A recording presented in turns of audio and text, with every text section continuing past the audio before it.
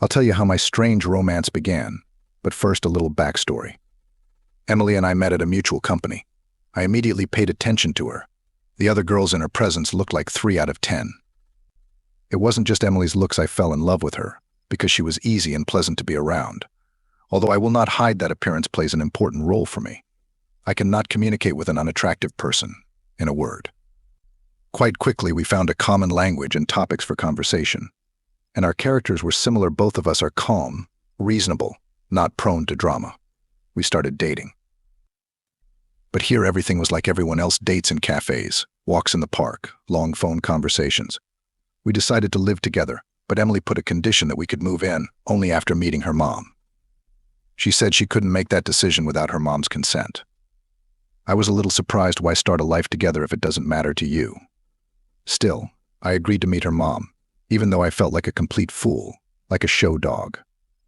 But I had no choice, so I showered, dressed, and even cut my hair. We agreed to meet her mom on neutral ground at a restaurant. I even bought a couple carnations to present a modest bouquet. I was the first to arrive. Emily was running late and called to ask me to order her mom a coffee and a couple pastries, saying she was on her way. Of course, I ordered both and sat at a table watching the other customers. My attention was caught by a young woman in a silver coat.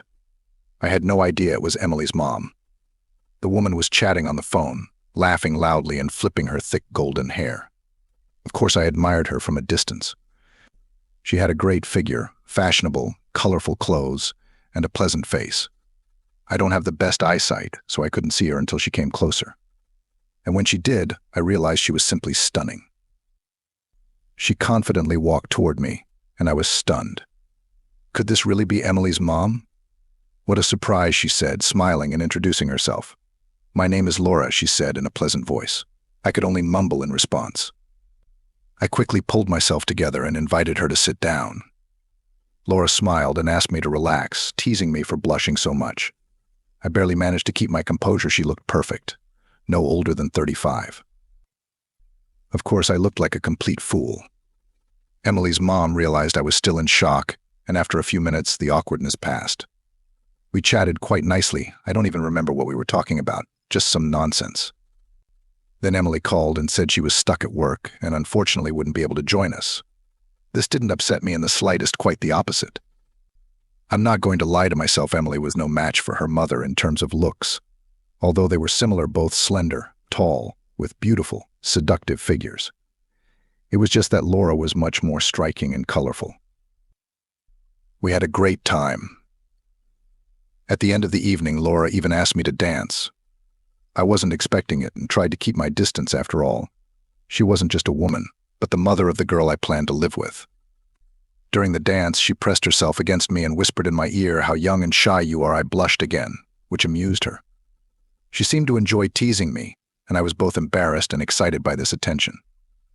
Her confidence and charm were intoxicating, and I couldn't resist being drawn to her. The next time we met was a week later. Laura invited us to visit, promising us a delicious dinner. Emily had already told me that her mom liked me and was okay with us living together. The visit made me blush again, but the truth was that I wasn't attracted to Laura at all. I couldn't handle the attraction, even though I knew it was silly. After all, she was much older than me. But Laura wasn't shy about her age, and she was incredibly confident. Her confidence was unlike anything I'd encountered before, and it made her even more attractive. She conducted herself with such grace and confidence that she seemed almost untouchable. That evening, Emily seemed to get jealous. I was too engrossed in a conversation with her mom, who took it all in stride. We joked around a lot. The table was full of delicious food, and quiet music was playing in the background. I couldn't take my eyes off Laura's slender, so beautiful legs. Emily noticed this and threw indignant glances at me. Laura pretended not to notice, sitting gracefully cross-legged, her skin so smooth it drove me crazy. Her laughter filled the room, and it was clear she knew the effect she was having on me. I could feel my heartbeat speed up every time she looked at me, her eyes glittering mischievously. Laura seemed to enjoy the attention. She laughed softly, clearly realizing the effect she was having on me. Eventually, Emily grew tired of the tension and left abruptly, slamming the door. I started to follow her, but Laura stopped me, telling me that her daughter was testing me, wondering if I was a real man or just cocky. I decided to stay, angry at Emily's behavior. Laura poured me a drink, keeping her eyes on me, and I felt strangely excited. It was like she was challenging me, pushing me to see how far I would go. Laura poured me a drink and we visibly relaxed. "Do you like me, Adam?" she asked suddenly, inviting me to dance around the room. Of course, I immediately jumped up. Dancing with her so close, I was ecstatic. We kissed. It felt like the most natural thing in the world. I thought Emily was a fool for leaving. It was her own fault, and now she would have to deal with the consequences. Laura's lips were soft and her touch was electrifying. I had never experienced anything like that before, and I wanted more. From then on, Laura and I began meeting in secret, using any excuse we could find. Our kisses became more and more intense, though we never crossed the final line. I think she liked to play with me like a cat with a mouse. She loved my admiration, and I loved every minute of it. Emily remained unconcerned, though she occasionally cast questioning glances at me. I often wondered if she suspected anything. I caught her watching me, doubt in her eyes, but she never said anything. The mystery made everything that was going on all the more exciting, and I felt addicted to secret walks. One day I accidentally called Emily by her mother's name. She erupted with anger. "You called me Laura," she screamed. "Who do you mean, my mom?" I denied it, of course, brushing it off as nonsense. But all my thoughts were occupied with Laura. It was crazy to think I was in love with my girlfriend's mother, but I couldn't help it. Especially at night, I would toss and turn, imagining Laura next to me. Her smell, her touch, her smile, they haunted my dreams, and I couldn't get rid of it. It was like an obsession that I couldn't get rid of no matter how hard I tried. One day we were close to it. Laura came over for just a few minutes and we kissed in the hallway. At that very moment, Emily needed to get something from the kitchen, and she almost caught us. The exertion made me sweat, but she didn't notice anything. Laura looked as worried as I did. Danger seemed to heighten all the senses. My pulse quickened, and I realized that part of the thrill was the fear of being caught. Laura didn't seem to miss the opportunity either. Her eyes glistened with excitement when we pulled away just in time. We continued our secret affair, adding a touch of intrigue to my otherwise sedate life.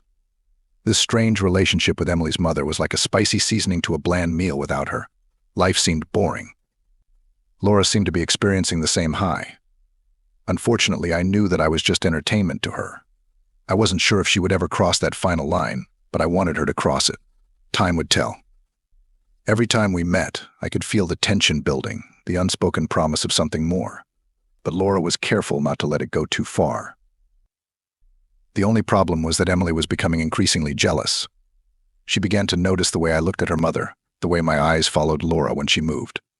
Emily became more possessive, often insisting that we spend more time alone together. I tried to act normal, but it was difficult.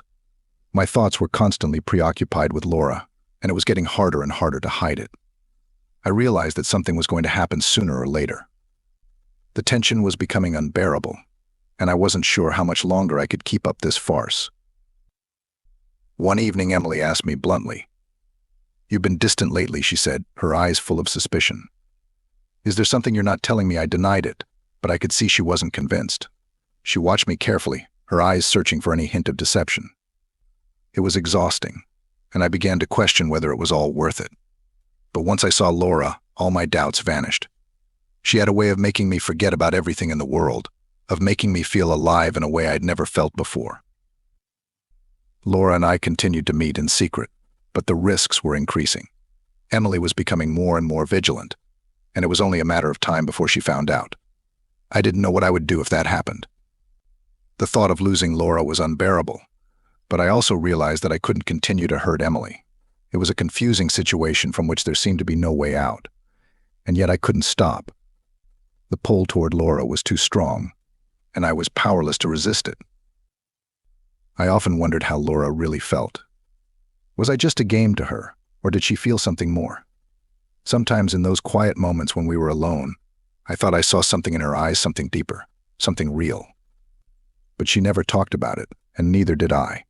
We both knew what we were risking, and neither of us wanted to take that final step. It was like we were both waiting for something to happen that would make us put our hands down. In the meantime, we continued our dangerous game, savoring every stolen moment, every secret touch, knowing it couldn't last forever. The only problem was that Emily was growing increasingly jealous, and I could feel the walls closing in. The thrill of the affair was slowly turning into a burden, and I didn't know how much longer I could take it. But for now, I was willing to endure anything to hold on to these fleeting moments with Laura, even if it meant risking everything.